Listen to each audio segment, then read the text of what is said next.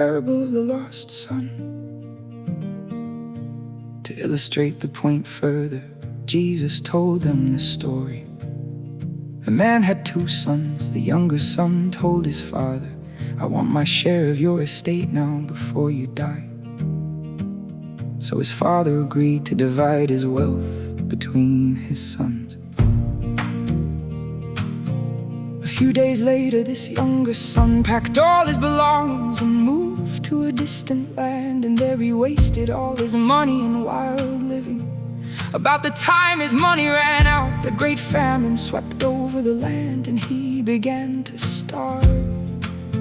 He persuaded a local farmer to hire him, and the man sent him into his fields to feed the pigs.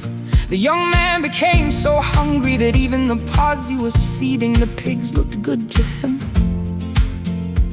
But no one gave him anything. When he finally came to his senses, he said to himself, "At home even the hired servants have food enough to spare, and here I am dying of hunger. I will go home to my father and say, 'Father, I have sinned against both heaven and you, and I am no longer worthy of being called your son.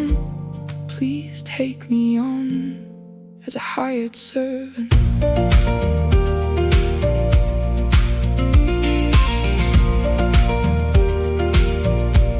So he returned home to his father, and while he was still a long way off, his father saw him coming. Filled with love and compassion, he ran to his son, embraced him and kissed him. The son said to him, "Father, I have sinned against both heaven and you, and I am no longer worthy of being called your son."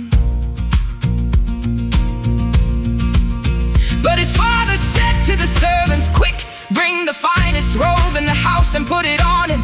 Get a ring for his finger and sandals for his feet, and kill the calf we have been fattening.